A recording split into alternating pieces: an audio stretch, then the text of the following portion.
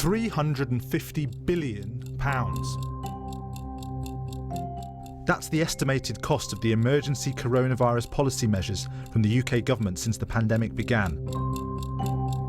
It's a large sum, but it's also a one-off, right? When the pandemic's over, public spending will return to where it was before. It's black and white, isn't it? Well, think again. There is a sort of a culmination of issues all coming to a head at the same time that does mean the juggling act the Treasury is going to have to do to try and meet all of these pressures within quite a tight budget will be particularly difficult this autumn. Serious spending pressures are coming in on the government from almost every conceivable angle. Some are related to dealing with the fallout of the pandemic, such as education catch-up, clearing the backlog in the courts, coping with sprawling NHS waiting lists, extra support for businesses given the extension of restrictions. Also, pressure is expected to build to keep the £20 a week uplift in universal credit, which is currently due to expire in September. Tory MPs have made it clear that they won't stand for a permanent cut in international aid spending. And there could be £4 billion extra to fund public pensions as a result of the design of the triple lock. Perhaps the biggest looming bill is an estimated £10 billion a year for sorting out social care. And on top of all this is a Prime Minister who, we understand, has been announcing new spending plans like the new royal yacht and a green Marshall Plan for the developing world without consulting his Chancellor. A stronger than expected recovery might boost tax receipts and reduce the pressure on the Chancellor, but public finance experts are doubtful it will eliminate it, especially given the precedent set by the pandemic. We've now had a year in which the government has shown that it is capable of borrowing vast amounts of money and spending very, very extensively across the economy. It will be that much more difficult for the Treasury to say no, having said yes quite so many times. But if the government's going to balance the books in this autumn's spending review without raising taxes, something is going to have to give. The politics is delicate. It's not just black and white, it's red and blue.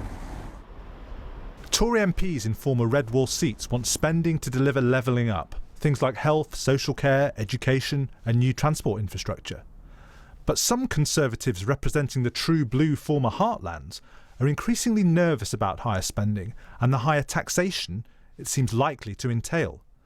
They fear they will get the bill for levelling up. The Chesham-in-Amersham by-election and the repercussions of that, I think, is going to give those southern, more traditional backbench Tories a kind of bigger voice. What the kind of red-blue wall issue does make even more difficult, anything difficult on the tax side that is going to hit wealthier constituencies in the south, I think those types of things, which you might have had to pay for some of the spending, I think those are now off the table, much less likely to happen. Obviously, the result of that is that borrowing ultimately is probably going to take the strain for some of that. Red or blue, which form of economic Toryism will prevail? To govern is to choose, and in today's political circumstances, it could mean choosing a colour. Well, that was Ben Chew and our political editor Nick Watt is here. Where do those governing choices leave Boris Johnson then in terms of spending plans? Well, it's interesting. We always knew that Boris Johnson was a different kind of Conservative and on spending you really do see what a different kind of Conservative he is. He doesn't like austerity and you rarely hear him talking about prudence. I was talking to one of his close allies and this ally said to me that Boris Johnson's approach to the public finances is like his approach to his personal finances. He likes spending. This person said that they said that with great affection. And all his achievements politically have involved spending. As London Mayor, it was Crossrail, it was housing. And now as Prime Minister, he wants the levelling up agenda, which he hasn't got going on yet because of the pandemic. Interestingly, Dominic Cummings, his former chief aide, was saying today, this government will struggle to cut spending as long as Boris Johnson is Prime Minister. Now, Rishi Sunak, the Chancellor, he's a much more traditional Conservative. He's going to want to keep a beady eye on those public finances, and there may well come a point in which he has to step in. And if he doesn't step in, one senior Conservative said to me, the markets will do that for him. Yeah. Nick, that by-election defeat put planning and what they're going to do about it very firmly back on the agenda. Now, we've had a debate in Parliament today. Where did that take us? Well, interesting front page of the Daily Telegraph tomorrow. We have a duty to build more homes, says Jenrick. And this is an article by Robert Jenrick, the Housing Secretary. And that is being interpreted by the Daily Telegraph as him saying that he is opposing Conservative MPs who want to water down those planning reforms. In the House of Commons debate, Robert Jenrick, winding up for the government, did talk about, yes, a duty to build. But then he was more emollient. He said, of course we are going to listen because planning is inherently contentious. And then he reached out to the rebels. He said, look, these planning reforms are not just about benefiting what he called big volume house builders. He wants more brownfield sites to be built on, and he wants more support for the high streets. But I was talking to one Conservative on the side of not liking these planning reforms, and they're saying that they hope the result of that Chesham and Amersham by-election will be the death of a major component of these planning reforms, and that is the element that compels local authorities to meet targets. Nick, thanks very much indeed. Well, joining us now, Roger Gale, the Conservative MP for Thanet North in Kent, fellow Conservative Jake Berry, who was the Northern Powerhouse Minister from 2017 to 2020 and Chair of the Northern Research Group, and Labour's Meg Hillier, Chair of the Public Accounts Committee. Welcome to you all. Roger, if I can start with you, do you agree with Robert Jenrick that the government now has that duty to build more houses and planning restrictions must adapt accordingly?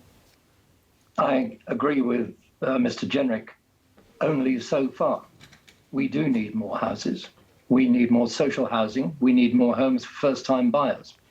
What we don't need to do is smother the Garden of England in houses, and we don't need to smother the home counties in houses, particularly when a lot of the demand for housing is actually in the north.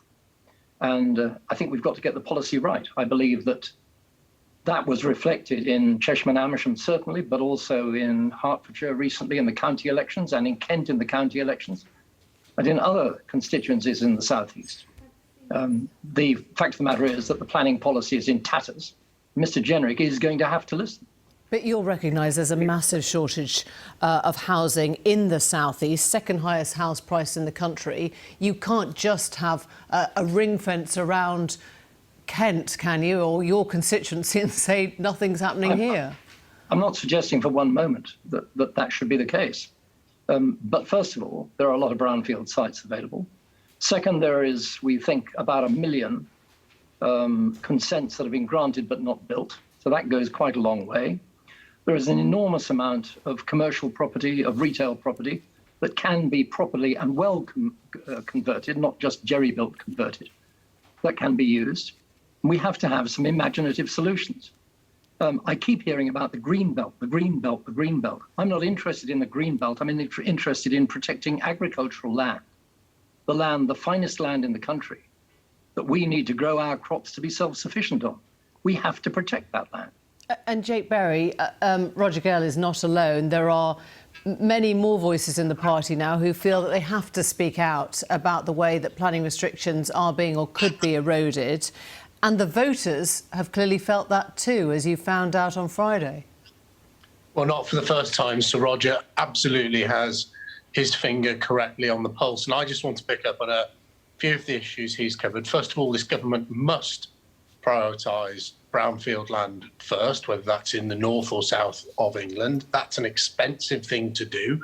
And we're looking for the government to come forward with support for developers to make sure they don't develop on greenfield. Secondly, Roger quite correctly pointed to the number of consented but unimplemented planning permission. There's a real opportunity for the government here to create some sort of holding tax on those consented but undeveloped permissions to create not just revenue for the government, but also to fix the sort of broken model where we see large developers, land bank. And then finally, and I think most importantly of all, we talk about this levelling up, what that is really about is creating those secure, highly paid jobs in the north of England, just like there are in other areas of our United Kingdom, and ensuring that some of that demand for housing in the south of England, in beautiful places like Kent, is moved to just as beautiful places in the north of England, where we have a surfeit of land, but fewer jobs. And I think really this government will have succeeded when it seeks to level up the north, to ensure that we have the demand in the north for high-quality housing supported by those good jobs. But en route to that, and right now, how do you reconcile the part of your party that wants to build a whole train system over another part of your party's land? Well, I mean, I assume you're talking about HS2. I mean, I think HS2, they are building it. I think can have this debate sort of till the cows come home, if they have somewhere to come home to. What we are really focusing on in the north is, are we going to get our high-speed rail connectivity east to west? It is actually much more important to my constituents in Rosendale and Darwin to be able to go from Manchester to Newcastle to Leeds quickly than it is to be able to get to London, saving 15 minutes. So I do think as a party we need to pivot away from this north-south connectivity argument, which is largely settled, and talk about that east-west connectivity across the north, which is what we want. Yeah, it's clearly not settled in the voters' minds, as we saw. Meg Hillier, take us through Labour's tweet of the leafy village. Let's bring it up for our viewers. Do you want developers building on your green spaces without your say? Now, where is Labour now? Because you are sounding like the affluent NIMBYs in this argument, and I wouldn't know what to think your position was now. Well, no, I think we're very clear that good local government should be making decisions about planning, and for sure central government can set targets, but it must be that you have local input into those discussions, because only local people and local government really know their area and what will work. So, for example, in my constituency, I've got a fantastic elected mayor who's really driving the delivery of housing, social housing, not as much as we'd like because there's no government subsidy, because that's what we need. And as Roger Gale said, but in other parts of the country, you may need different types. But you could have just tweeted. You could have just tweeted, "Do you want to have your say locally?" But you've chosen words, developers building on your green spaces. So, do you want developers to build on green spaces, or don't you? Where is Labour's housing policy now? Well, I mean, Labour's very clear that we need properly affordable housing for people, and that's affordable for different types of people. So, a lot of in parts of London and the southeast, you really do need more social housing, because the woman I spoke to the other day earns £1,400 take-home pay from her job in a retail outlet, and she pays £1,000 a month rent on her one-bedroom flat, has no money, has to walk an hour to work and back, because that's the reality. And those people like that need proper housing. So we're really clear. We need affordable housing for most. We also need to sort out the cladding problem, which is, of course, hit many thousands of people, actually, but some of them potential Tory voters, who I'm sure are now turning their back on the Tories because they've been so badly let down by government indecision on that as well. Yeah, let's go back to wider spending questions. And Roger Gale, I don't know whether you're a fan of what you heard from Nick Watt, the Boris Johnson model of spending, whether it's £4 billion for the triple lock, which could be coming his way, or £10 billion for sorting out social care. Is that money that needs to keep on being spent, or start being spent in the case of social care? Certainly in some areas, and in social care, definitely yes. I'm a One Nation Tory. I always have been and I always will be. And I believe that it is the privilege, not the duty or the responsibility, but the privilege of the strong to support the weak. If we're going to do that, then we have to spend money where money is needed. But of course, it's very easy to be popular and populist spending money, much harder when you have to rein in. And I think Rishi Sunak is going to find that, having been very popular as a giveaway chancellor, it's going to be much harder for him. Where does that leave the triple lock then? Let me ask you about that. Would you say, if we're seeing wage growth spiralling out of control and inflation kicking in, would you say, yes, sorry, that triple lock's got to go now? I think there has to be a serious discussion about the triple lock. But any chancellor that treads there is going to have to tread very warily indeed, because there will be an absolute outcry. And I can see the headlines tomorrow, and so can you. Another Tory pledge broken. We have to be very careful how we handle that. But look, I'm of triple lock age, if you like. We all have to bear part of the burden. Nobody in any walk of life is going to be able to walk away from playing their part, bearing their share of what is a massive debt. And so it's going to have to be phased in. Jake, let me ask you about the social care expense. Now, if the Dilnot plan is followed through, and obviously we've been waiting for that careful plan that we were promised for nearly 2 years now, that could be a cap of £50,000 per household. Would your constituency, would your voters feel happy that they're paying for social care? They would partially be paying for it. It would be more of an insurance-based model, and it would be a cap on the amount you pay rather than an expectation that everyone paid that. But I just want to pick up on two things. First of all, I think Sir Roger is absolutely right that we have to level with the public. People understand that we've been through a very expensive time. Actually, I think the elderly population, if I speak to my father or my father-in-law, understand that many young people have made huge sacrifices in terms of this COVID pandemic to keep our population, but particularly our elderly population, safe. So I think there's an understanding there that we all need to pull together. And then the second thing is just to pick up on this idea that you can only fix things by spending public money, picking up on what Andy Burnham, the Mayor of Greater Manchester, has done, a Labour mayor. Obviously, he's brought several £1 billion of investment into the city from a sovereign wealth fund, both from China and Abu Dhabi. And that is paying for infrastructure like social housing that we traditionally would have expected the UK government to pay for. Okay. The key to unlocking levelling up is to bring foreign direct investment into the north of England, so taxpayers in the Garden of England or anywhere else in this country do not have to pay for all of the work that we need. I'm going to go to Meg, because I just want to ask her, and we're running out of time. You've heard Jake Berry suggest that cap of 50,000 would stay. Does Labour feel happy having a cap on that, or should richer households pay as far as it takes them? I think what we've got no real plan to talk about here, and I think one of the things we do need to do is see the detail. And actually do ultimately need to try and reach a cross-party consensus, because this is not something that you can do in short order. It's a slow policy, if you like, because it's got to be developed, worked through, and then stuck with by governments of different colours. And we have got to find a way of paying for social care. That's not just residential care, of course, that's care in the home. We're all getting older, living longer, but with some of the same sort of health challenges kicking in at the same time. So it's not going to go away. But this is the Prime Minister who promised there was a plan.